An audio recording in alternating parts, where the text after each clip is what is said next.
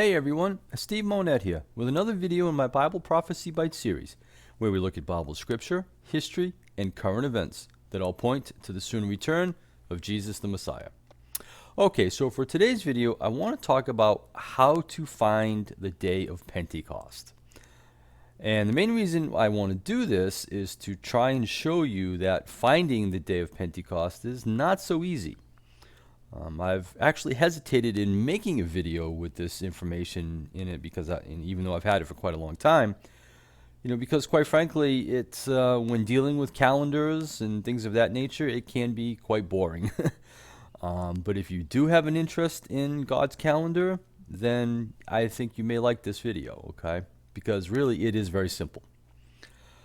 And so to find the start of the new year and then the actual feast days, again, is astoundingly simple. You don't need a college degree. You don't need calculators or anything of that nature. All you need is your eyes. Yes, a computer helps to help pinpoint some times, but it's really not necessary. All you need is your eyes. And I think that's the way God designed it, okay? So, let's start with finding what I call the starting point, which is day 1, month 1, okay? And then once we find that starting point, all the other feast days really fall into play and easily can be identified. So after I show you how to find month 1, day 1, then we'll have a very short discussion on Pentecost, okay? So this is not going to be a really long video at all, okay? All right, so in Genesis 1, verse 14, the Lord told us that the sun, moon, and the stars were for determining feast days and seasons. So you need all three of them, okay? Sun, moon, and stars. That is going to be the basis of our calculation. Now, the second part of my particular methodology that I use is I rely upon eyes and observation. There's no calculations. Remember that the rabbis today use calculations, and they have been since approximately the 3rd and 4th century. You got to keep in mind, there were no calculators 4,000 years ago. And quite frankly, the Lord's calendar has not changed because the Bible tells us He doesn't change. Okay, so the method that I use today, or if you adopt it, you would use today, must be the same method a person would use, 4,000 years ago. Okay? It's got to be that simple. Okay? All right, so step 1. Let's find month 1, day 1 of the new year. And we know through Scripture that month 1, day 1 must be in the springtime because the Lord told us in Exodus 9 that the barley plants were destroyed during one of the plagues. And then in Exodus 12:2, the Lord told Moses that this time frame of month 1, day 1 would be, the new year. Okay. So when we look at the vegetation and the cycles of agriculture, barley can only be in the condition that it was described in Exodus. That can only happen in the springtime. Okay, that's the only time it can happen. So month 1, day 1 must begin after the spring equinox, which is otherwise known as the first day of spring. And interestingly, in Scripture, the Lord called month 1 Abib. Now, you got to remember that, Abib, okay? This word is going to become hugely important in this discussion, okay? And we'll talk about it in a couple minutes. All right, step 2. Let's look for the first visible crescent moon after the spring equinox. This should be done at sunset. And we know that the first visible crescent moon is the correct moon to observe for because of 2 reasons. The first one being that during the time of Jesus, historical documents tell us that the rabbis would assemble witnesses in the temple who had sighted the new crescent moon. This was called the Beth Din Rabbinical Court. Go and research it yourself, okay? You'll find lots of stuff out there on it, okay? Secondly, 2 writers who were not Jewish per se or maybe I think the better term is they were not religious, was Josephus and Philo. And they were both historical writers, and they described the new moon as being the first visible crescent moon. And both of those guys, they lived pretty darn close to the time of Jesus, okay? So they had a much better take on it than you and I would, okay? So, step 3. And this one is really cool, okay? Only God could create this one. At the same time that you're looking for the new crescent moon, on the opposite side of the sky, you're going to look for a star named Spica. That's S-P-I-C-A.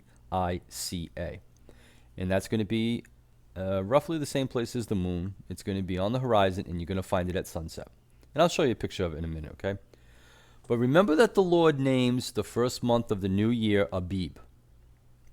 Now, interestingly, the Lord did not name any of the other months, just the first one. And he called it Abib, okay? And you can find that in Scripture. Now, interestingly, Abib in the Hebrew language means ear of grain. Now, Spica, which is a Latin word, also means ear of grain, okay? It's pretty interesting, huh? Now, remember, the second piece of information that's interesting is that the only time that you'll ever find Spica on the horizon at the same time that there's a new crescent moon is in the April or spring time frame. That's pretty cool, huh? Only God could design that. So what I want to do now is let's go to Stellarium. Okay, you're all familiar with that software, and see what the first 3 steps would look like in the sky. And hopefully you'll get a much better appreciation of what I just talked about, okay? Okay, guys, here I have the software program Stellarium opened up. What I've done here is, if you look in the lower left-hand corner, I have set Jerusalem as our starting point. If you look at the center of the screen, you can see that we are looking towards the north. And I have set the time to sunset, which is approximately 7:30 in the evening, and you can certainly tell by the screen and the visualization that it is approximately sunset. And I've also made sure that the date that we have here, which is April 14th, is after the spring equinox, which just so happened to fall on March 20th of this year, 2021. So now if you look on your left here, as I'm highlighting this, you can see the moon. And if we look way down at the bottom of all of this wonderful data that Stellarium gives us, we find that it is approximately 5.6% illuminated. That would qualify as a new crescent moon. Okay. Now if we look to our right, over here, I'm highlighting this, you can see the star called Spica. Look at both of these. You can see the moon and Spica are both on the horizon. And when you see that, you have month 1, day 1. Pretty simple. This only happens approximately once a year, and that being just after the spring equinox. Okay? And remember that Spica is the Latin name for green ears or green barley, or barley that's in the ear. Which is also the same name for Abib. Okay, so now I just want to show you something else that's kind of interesting too.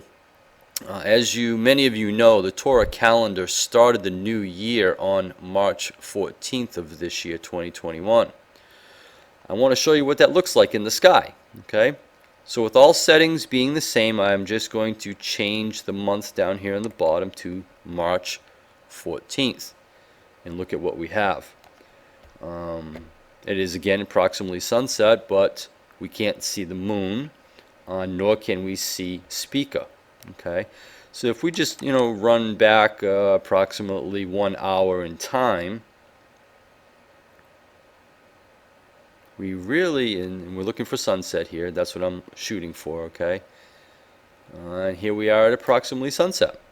We can barely see the moon over here, and it's only 1.5% illuminated. And yet, when we look on the right, we cannot see Spica at all, so it's not yet visible. So in my opinion, there is no way that the Torah calendar could be correct this year, because we just do not have visibility of both Spica and the new crescent moon. Okay? All right, now we're back. Let's go to step 4. Now that we have found month 1, day 1, the rest is actually quite easy. The 14th day of the month is Passover. The 15th day of the month is Feast of Unleavened Bread. And then the 16th day is Feast of First Fruits, which is when we would start counting the 7 Sabbaths to arrive at Pentecost. Now remember, all the days begin at sunset, because Genesis 1 tells us that the evening and the morning was the first day. Pretty simple, huh? So that really wasn't hard. No calculators, no college degree, no telescopes required. All you need is your eyes and the Bible.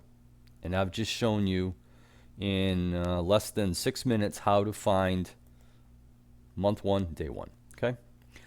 But, as I stated in my last video, there are 5 different ways to find the day of Pentecost. Which one is correct is anyone's guess. Hopefully, you will take the time to study each method on your own, do the historical and scriptural research, and hopefully come to your own conclusion. But even after studying this topic now for almost 20 years, I am in no position to tell you when Pentecost is. I think I know, but I would not be willing to bet even $5 on what my guess is, and I certainly do not want the responsibility of you doing just whatever I say, okay? But it does beg the question, why is Pentecost so confusing? Well, it all comes down to 2 reasons. First one is the inability to find the correct month or day 1. If you don't have that starting point, everything else is just not going to work. And then the second reason is you got to understand what the definition of a Sabbath is, okay? Case in point, does the Sabbath fall on a Saturday, or does the Sabbath correspond to the phases of the moon? Which, by the way, change every 7 days. What I do know is that the Roman day of Saturday did not exist 4,000 years ago, because the Romans were not even in existence back then. And remember what I said in the beginning of this video. Whatever method we use today must also have been usable 4,000 years ago. There are some people that use Saturdays as the day of the Sabbath, while some use the phases of the moon. There are some people that add 50 days after the 7 Sabbaths, and then they call that day Pentecost. Some say say that month 1, day 1 is in March of this year, 2021, and others like myself say that it is in April of 2021. So as you can see, there are many different ways people can use to calculate Pentecost. If you happen to be interested in my personal opinion, I've come up with either mid-June or early August of 2021. It just depends on what your definition of Sabbath is and whether or not you add 50 days to the end of it, okay, of those 7 Sabbaths. Again, which one is correct? It's just anyone's guess. Anyone who tells you that his way is correct clearly does not understand the myriad of possibilities. But I think there is a very logical reason for this confusion, okay? I really do. When you combine this inability to find the day of Pentecost simply with all of the scriptural evidence that I gave you in my last 2 videos, I think you can probably start to see why Pentecost looks so promising as the day of the Lord's return. The problem is, no one knows the day or the hour. And that is exactly what Jesus told us would happen. So, maybe that in and of itself is a clue. So we should not be surprised by this confusion. So if you have any questions, ask me in the comment section. I'll do my best to answer it as it relates to God's calendar, okay? Hopefully this wasn't too boring for you. So until next video, keep looking up, for our redemption draws near. Thanks for watching.